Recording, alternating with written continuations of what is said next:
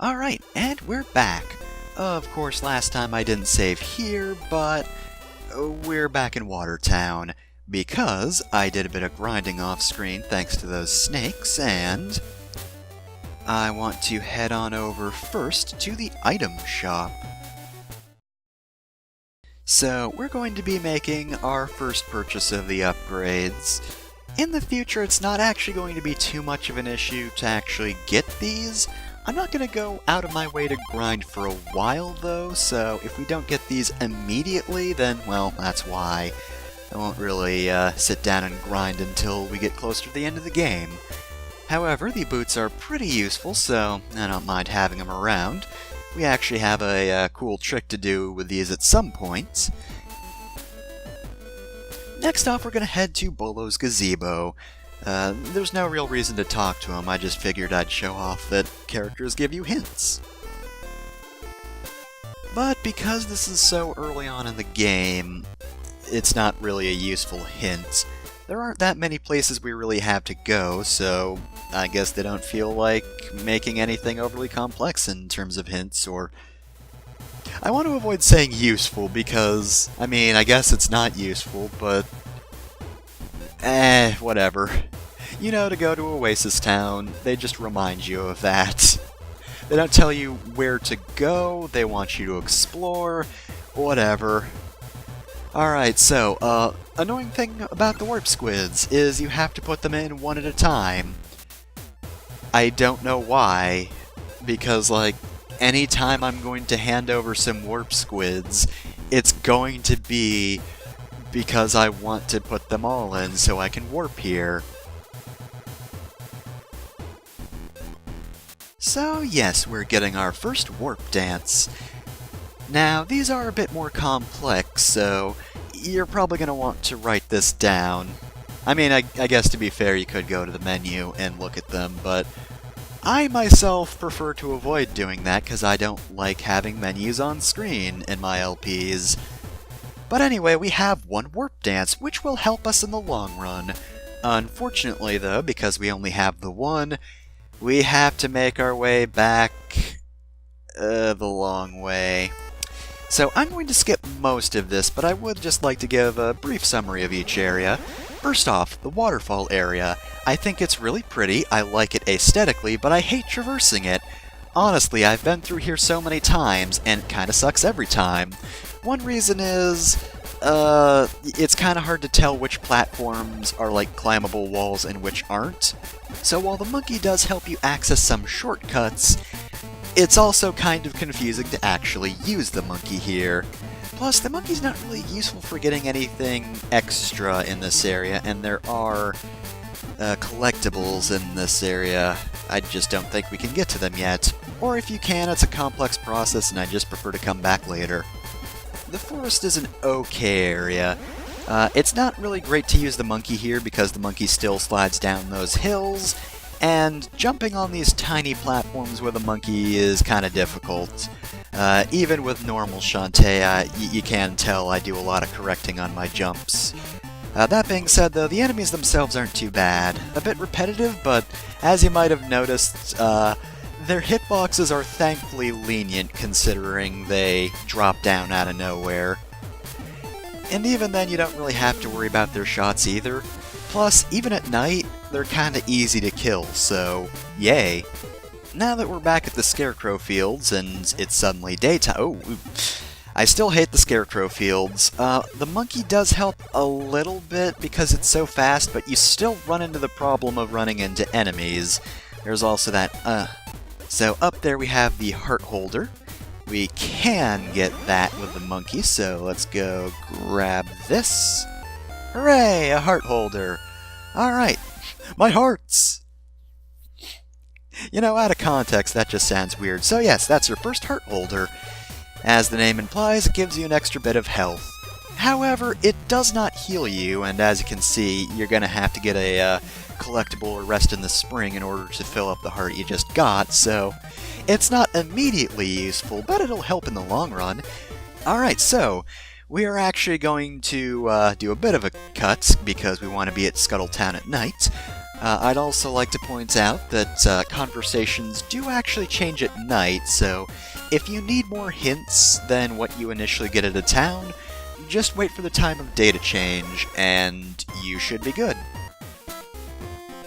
Of course, I'm not going to show off every single conversation in the game just because that'd be kinda tedious, and I mean, as it stands, the advice can be helpful, but it does take up a lot of time. So, we get what we get for the most part. You know, other than just this point in which I want to show off that Scuttletown's different at night. Alright, that's a really awkward way to use items.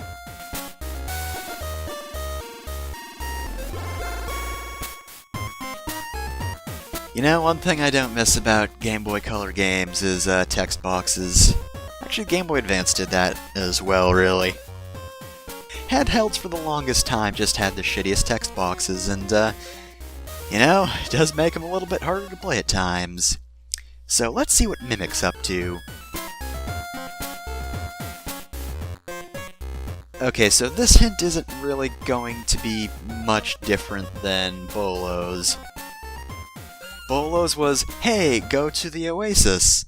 And Mimic is also, hey, go to the Oasis. Alright, anyway, we want to go to the dance parlor because we can finally play this minigame. Of course, now that we can finally play the minigame I've been talking about, we will actually be seeing a better minigame to grind money in this very same part. But I figure we might as well show off the dancing minigame. I mean, to be fair, it is more skill-based, but it can be a little bit costly to enter, so in case you mess up, you should save before trying to grind out money in this. So the dancing minigame is pretty simple, just wait for the button prompts to reach the box and press them. This one's fairly slow, so it's really easy to manage, but of course the money reward's not great. You do get perfect bonuses, though, so technically speaking, it's probably one of the easiest ones to master. I feel like this minigame can be a bit finicky at times, though, like, I did screw up this difficulty, and I don't feel like I should've in those cases. Oh well. There is actually a particular goal you need to meet in order to, quote-unquote, pass one of the minigames. See, you beat rank E, but of course that was easy enough. I don't think it bothered to even tell me the goal since I got a perfect, which makes sense. I did perfectly, obviously I passed. Now, I don't want to show off every level, but why don't we try out the max one? I mean, rank E was pretty slow, so I'm sure rank A won't be too fast. Let's just see what this is like real quick.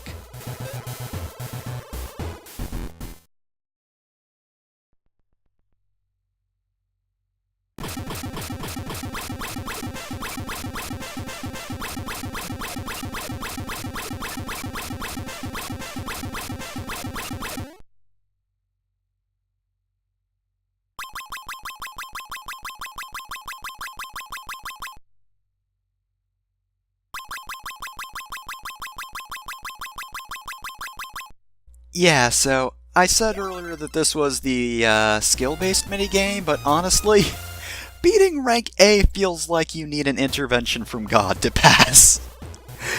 You don't say! You really worked the crowd. None of them can believe what they just saw.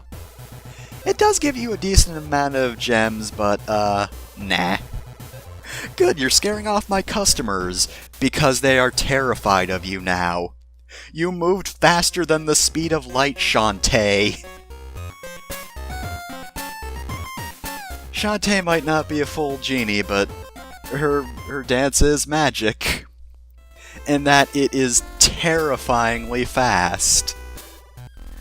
Alright, so we are here to buy a few items. I believe we're going to be getting the Vanishing Cream this time, and we're actually going to be using this one right in this episode. And thanks to our fantastically fast performance, we definitely have the money to afford it. So, with this in hand, let's go get a move on. Alright, so, we're going to go left now because this is where the desert is. And just as a word of warning, if left is the first direction you go when you start the game, you're probably gonna die. As it stands, the Naga Desert's actually kinda tough because of how many hits the Nagas take, which is to say, a lot. They take a whole lot normally, but like, damn. At night, they just refuse to go down. And as you saw back there, they had that sort of like little sonar attack or whatever that was. That's not too dangerous. It can be a little bit, but I'll get to that in a second. But their main method of attacking is just like slithering into you and making contact damage. So right here we have a gate that goes down when we get near it. We want to use the Vanishing Cream to get by this. Not because the gate won't see us, which would make sense, but because we can just walk through the door. So, yeah, if your immediate thought upon seeing that is to stop and think, oh, well, clearly the Vanishing Cream doesn't work, well, you've wasted a Vanishing Cream, and the game tricked you. It's kind of a dick move, honestly. I don't think that's how that should work. Oh well, we did a clever item usage, so let's move on. So, the difficult thing about the sonar attack that the Nagas have is the fact that if you're far enough away from them, it is actually a homing shot. Apparently I can't get away from those. But yeah, if you're close to them, they're just going to jump over you and the sonar is going to miss completely, so for the most part, you really shouldn't be threatened by that attack.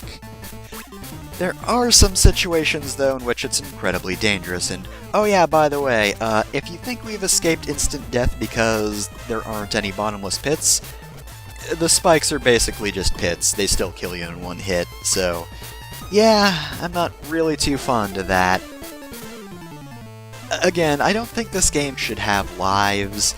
The fact that if you die, you get sent back to the beginning of a section, or like, basically the last door you went through. Which is sometimes a literal door, sometimes a quote-unquote door, but yeah, you get the point. I think that's enough of a punishment considering how difficult some enemies can be, without the need to worry about a game over. Especially if there's instant death. And a lot of the instant death is basically just there to kind of fuck you over due to blind jumps. Okay, this wall right here.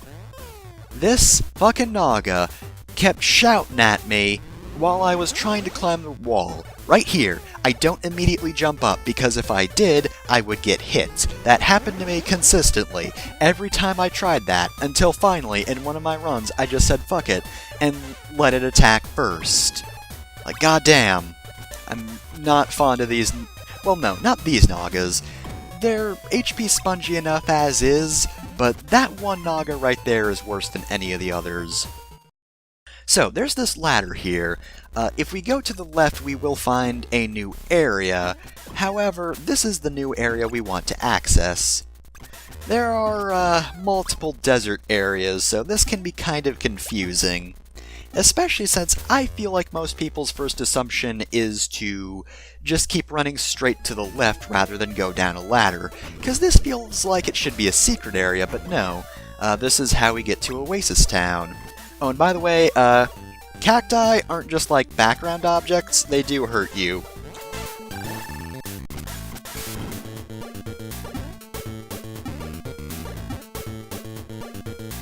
So, yeah, these cool buff scorpion ladies are fairly easy to take down.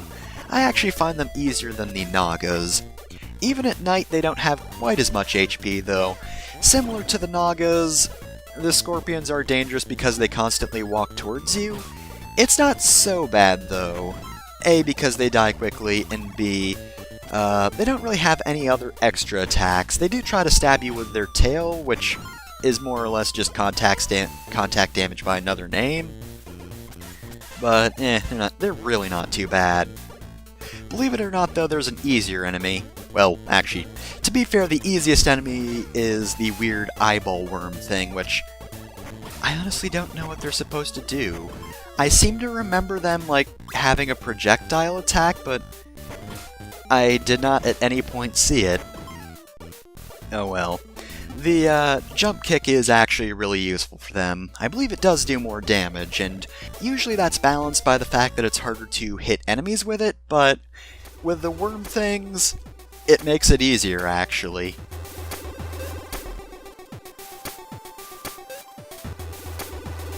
So this lady here is mentioning a secret passage that's blocked off. There was a passage I could have taken back to the forest that I don't think... Actually, wait, no, was it the waterfall area? Ugh, God, I do not like this game's map. I forget where the shortcut is, but it's around the area. Whatever. The world of Shantae is confusing, and while there are maps on the internet, unfortunately they're not the best resource because a few of them are missing, and they don't do like an interconnected map. I haven't found one of those, which would be really nice. I'd like to see how everything fits together. Yep, I think I mentioned that. It's not useful for me because I do them all in one go, but, you know, it can be useful if you need to make a quick escape.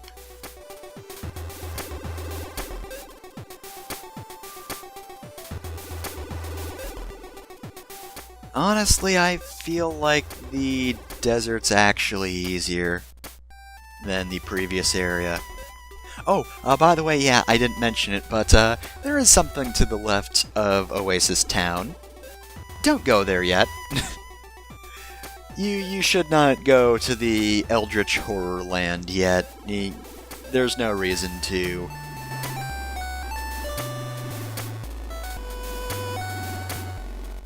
Ah, Gecko Match. So yeah, this lady mentions winning a lot of money. And she also mentions somebody not knowing when to quit. Gecko Match is a gambling minigame. As I implied earlier with the dancing minigame, that one's technically skill-based, although rank A is hell. This one's luck-based, but I think it's actually better for grinding. We'll get to that in a moment, though. For now, I do not remember what here is new. I feel like we've seen Twin Mints, but I'm definitely going to buy them here for the first time. Actually, maybe I haven't. It basically creates a second Shantae, and that means you do more damage. But we're not going to use it for that. We're going to use it to get a heart holder, or some collectible. Pretty sure it's a heart holder. We don't get that in this episode, though. We're skipping Sky's hatchery because that's plot. Here, though, we have the gambling minigame. Alright, so, Gecko Match. God, I love that sprite. Hey there, ho there, welcome to the Gecko Match. Alright, so, just a heads up, it is possible to save scum here, so just like with the dancing minigame, save before you do actual grinding. That being said, I didn't need to load any saves here. I am about to shove this fish lady's head into the dirt in this gambling minigame. Right off the bat, she just gets owned. That being said, it is a pretty fair gambling minigame. Every time you win, your reward gets better. And you can stop at any point to get, you know, whatever gems happen to be in the pots.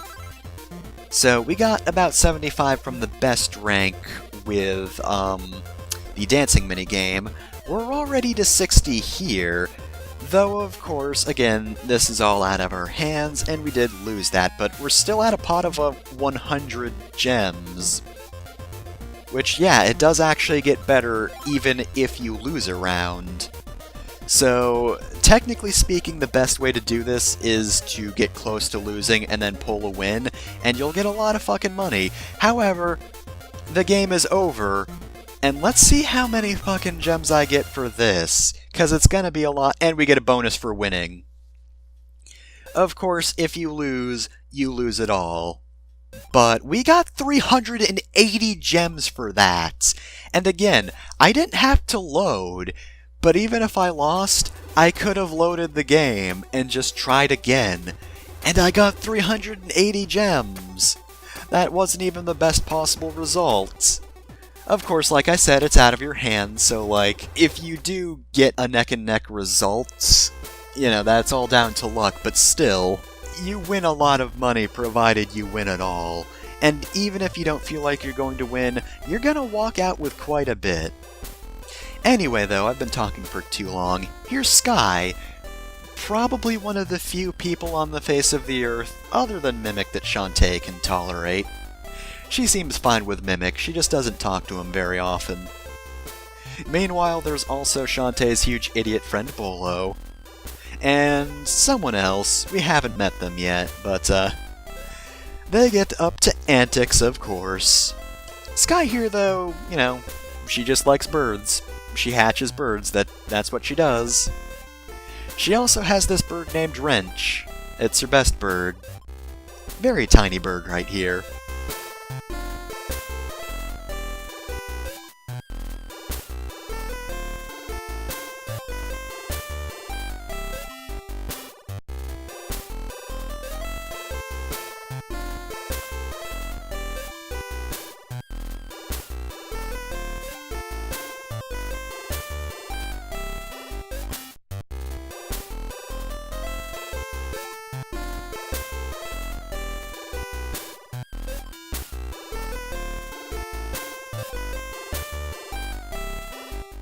Well, I mean, if I had to guess, the Golem Stone would probably be in the Golem Mines. It seems like a fair bet.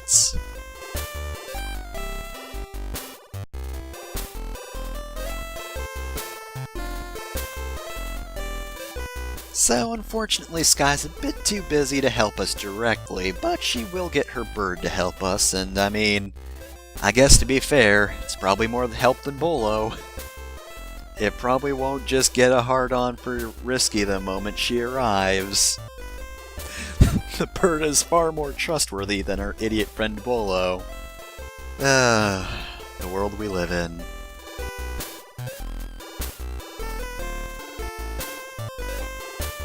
Alright, so, I guess with that done, we can leave Oasis Town, and time for backtracking. And we're back, after backtracking.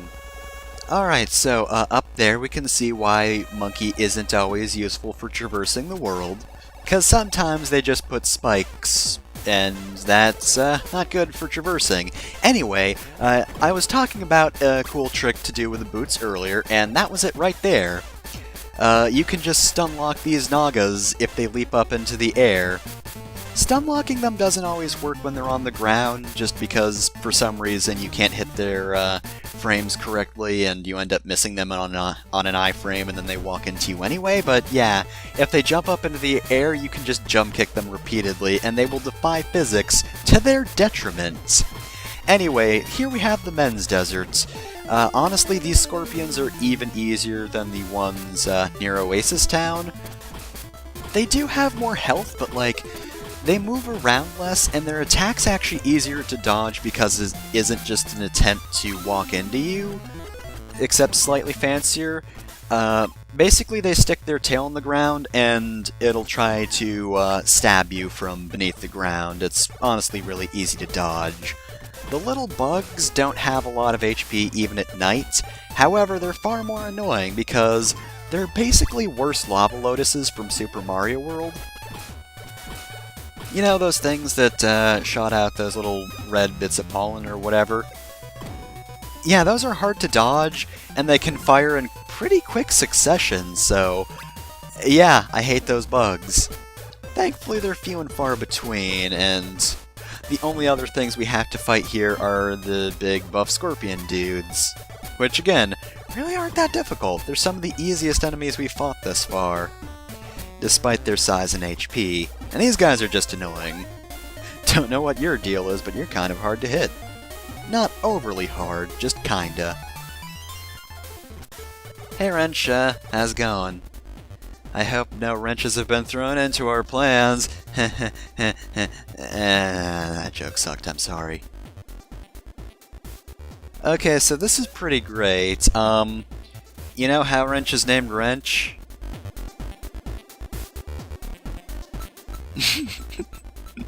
In hindsight, I should have seen this coming, but like, it's still really goofy and hilarious.